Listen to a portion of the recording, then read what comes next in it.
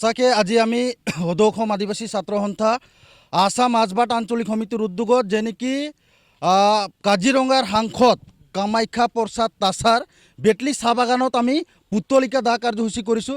সেইটোৰ কাৰণে দাহ কাৰ্যসূচী কৰিছোঁ যে যোৱা জুলাই মাহৰ 24 তাৰিখে যে নেকি অসমৰ আদিবাসী জনগোষ্ঠীৰ ওপৰত যিটো বিৰূপ মন্তব্য কৰিছিলে এছটিক লৈ জনজাতিকৰণক লৈ যে হিন্দু খ্ৰীষ্টানৰ কথা কৈছিলে যে যিবিলাক আদিবাসী জনগোষ্ঠীত হিন্দু আছে হিন্দুসকল থকাৰ কাৰণে জনজাতিকৰণটো দিয়াৰ অলপ অসুবিধা হৈছে বুলি কৈ আছিল। তো সেইটোৰ কাৰণে আমি কামাখ্যা প্ৰসাদ তাছাক আমি সুকীয়াই দিব বিচাৰিছোঁ। এই যিটো বিৰূপ মন্তব্য কৰিছিল এই বিৰূপ মন্তব্য অতি সোনকালে তেওঁ অসমৰ আদিবাসী জনগোষ্ঠীৰ ওচৰত ক্ষমা বিচাৰক, অন্যথা অসমত যিমান চাহ বাগান আছে, গাঁও আছে, বস্তি আছে, এই বিজেপিৰ নেতা পালি নেতাক আমি সোমাব প্ৰৱেশ নিষিদ্ধ কৰিম। অলৰেডি আমি নিষিদ্ধ কৰিছোঁ। কাৰণ চাওক, কামাখ্যা প্ৰসাদ তাছা যেতিয়া সাংসদ হৈ পাৰ্লামেণ্টত গ'ল, দিল্লীত গ'ল, তেওঁ কোনো ধৰণৰ আদিবাসী জনগোষ্ঠীৰ ওপৰত যে এছটিৰ কথা একদিনো নক'লে।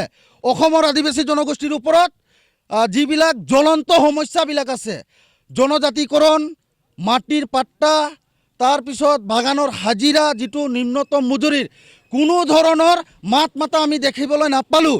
তো সেইটোৰ কাৰণে আমি বিজেপি চৰকাৰক তথা কামাখ্যা প্ৰসাদ তাছাক আমি সুকীয়াই দিব বিচাৰিছোঁ। যেতিয়ালৈকে অসমৰ আদিবাসী জনগোষ্ঠীৰ ওচৰত ক্ষমা নিবিচাৰিব তেতিয়ালৈকে গোটেই বাগান গাঁওবিলাকত এই কামাখ্যা প্ৰসাদ তাছাৰ পুতলিকা দাহ কাৰ্যসূচী চলি থাকিব, অব্যাহত থাকিব।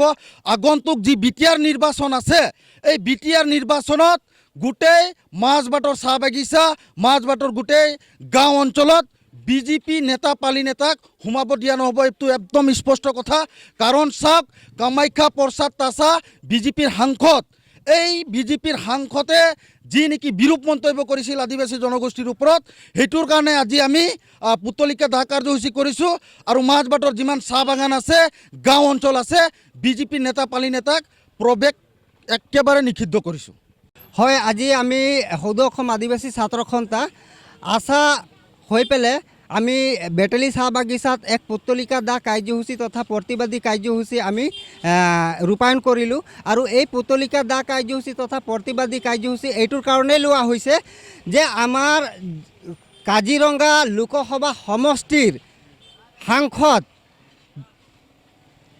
কামাখ্যা প্ৰসাদ তাছাই ডাঙৰীয়াই যোৱা 24 তাৰিখে এক টক শ্ব' সাক্ষাৎকাৰত আদিবাসী জনগোষ্ঠীৰ যি জনজাতিকৰণ তথা অনুসূচীকৰণ যি প্ৰক্ৰিয়া আছে, এই প্ৰক্ৰিয়াক লৈ পেলাই তেখেতে এক বিৰূপ মন্তব্য আগবঢ়াইছে।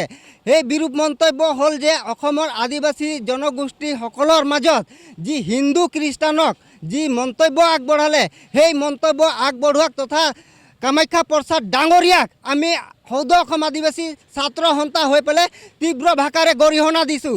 তেখেতে আজি কাজিৰঙা লোকসভা সমষ্টি প্ৰতিনিধিত্ব কৰি পেলাই দিল্লীত গৈ কিনে তেখেতে আমাৰ জনগোষ্ঠীৰ যি জনজাতিকৰণ, চাহ শ্ৰমিকৰ দৈনিক মজুৰি, মাটিৰ পট্টা, সেই বিষয়ে নকৈ তেখেতে মিডিয়াৰ আগত, তেখেতে নিউজৰ আগত আমাৰ আদিবাসী জনগোষ্ঠীক যি ভাগ কৰাৰ যি ষড়যন্ত্ৰ কৰি পেলাই তেখেতে যি মন্তব্য আগবঢ়াইছে, সেই মন্তব্যক আমি তীব্ৰ ভাষাৰে আসাম মাজবাট আঞ্চলিক তথা সদৌ অসম আদিবাসী ছাত্ৰ সন্থা হৈ পেলাই আমি তীব্ৰ ভাষাৰে নিন্দা কৰিছোঁ, ধিক্কাৰ দিছোঁ।